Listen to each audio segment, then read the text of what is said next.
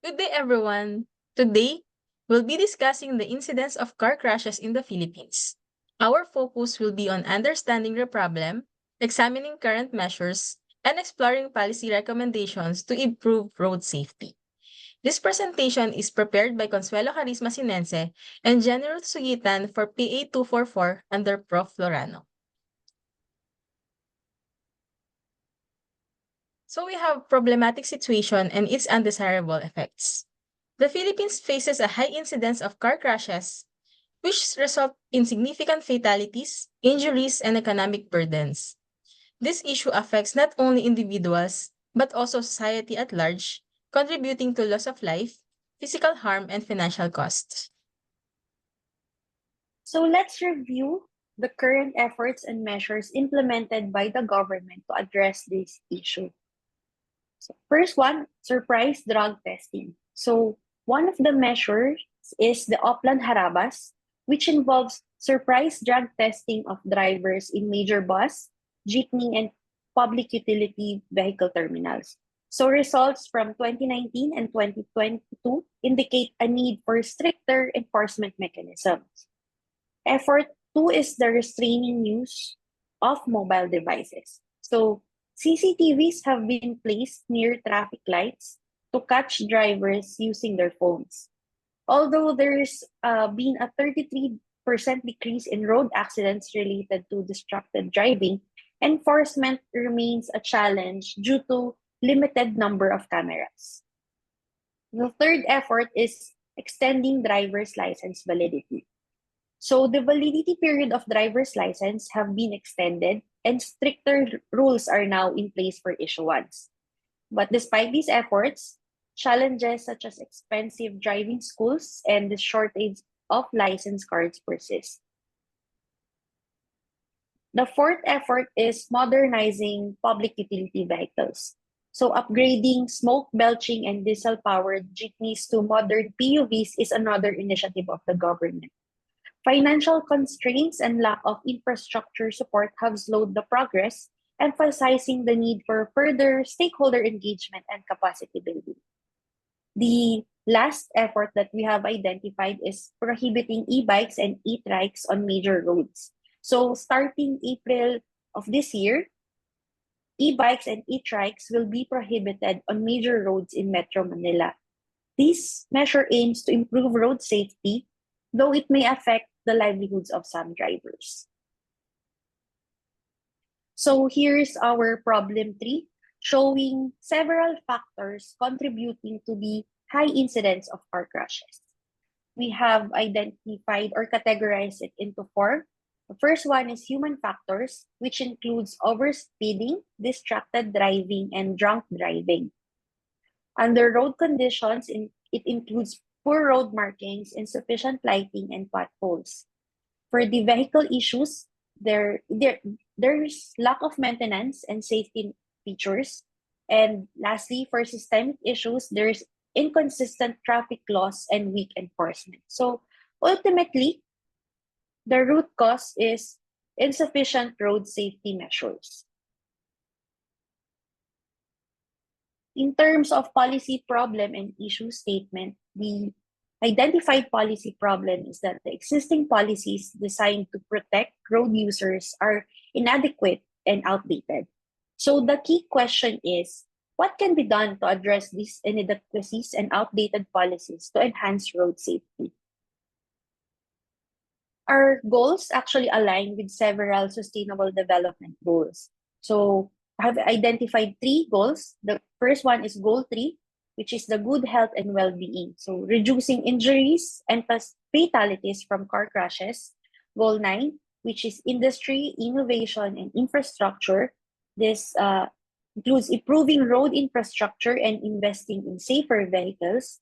And goal 11, the sustainable cities and communities.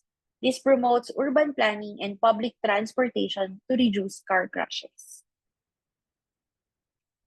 So let's assess now some existing policies that are being implemented by the government. The first one is the RA 4136 or the Land Transportation and Traffic Code, which has increased registered vehicles, but requires better enforcement. The next one is RA 10054, which is the Motorcycle Helmet Act, which reduces injury severity but hasn't significantly decreased accidents. Another is RA 8750, or the Seatbelts Use Act, which shows active enforcement, but persistent violations indicate a need for more resources. Another one is RA 10586, or the Anti-Drunk and Drug Driving Act, which has actually reduced accidents, but enforcement is inconsistent.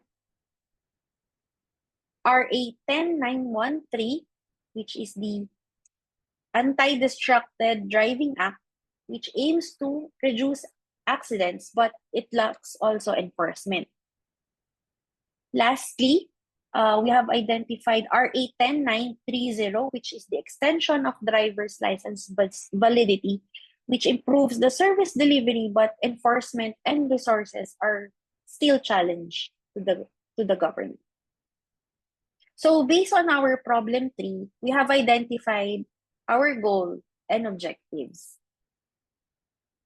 Our ultimate goal is actually to reduce car accidents by 50% by the year 2040. So this will be achieved through addressing vehicle registration and licensing loopholes, standardizing laws and regulations across all regions, strengthening enforcement efforts with adequate resources and training, establishing and implementing adequate penalties for violations, and promoting continuous education and awareness on road safety for drivers and the public as well. So, based on our research, we have identified 6 policy alternatives to achieve our goals and objectives. So, the first one, the alternative 1, is the status quo. This means we continue to enforce the current road safety regulations. Alternative 2 is to strengthen or update the definition of standard protective motorcycle helmets by amending Section 3 of Republic Act number 10054, or the Motorcycle Helmet Act of 2009, to include helmets that comply with the latest safety standards such as the ECE 22.06, in addition to those specified by DTI. For alternative 3, this is enactment or approval of Senate Bill number 786, which is the Proposed Road Safety Education Act, and Senate Bill number 1514, which is the proposed requirement of teaching basic road safety and comprehensive driver's education. Alternative 4 is the amendment of RA 10586, or the Anti-Drunk and Drug Driving Act of 2013. The fifth alternative is the enactment or approval of the Senate Bill number 125, which is the National Transportation Safety Board Act of 2019. This is an act to establish the National Transportation Safety Board, prescribing its powers and functions, appropriating funds therefore, and for other purposes. The last alternative that we have identified is to issue a no-contact traffic apprehension policy with an expanded coverage beyond areas covered by MMDA CCTV cameras to include other major cities or regions in the Philippines where similar technology is available. So, in this slide, as you can see, we have identified notable policy actors and stakeholders to effectively improve road safety. And then, based on our research and case study and the like, we have assessed each alternative, the 6 alternatives that we have identified previously, using effectiveness, cost efficiency, and acceptability criteria. So, ultimately, alternative 3, which is the enactment of Senate Bill number 786 and 1514, this includes the Road Safety Education Act and Teaching Basic Road Safety and Comprehensive Driver's Education, appears to be the best policy alternative. So, To implement the Senate Bill numbers 786 and 154, we develop a policy implementation plan. So this includes developing and distributing curriculum and training materials, train teachers, and pilot the program in selected schools within 6 months with an approximate total budget of 45 million from DepEd, grants, and LGU contributions.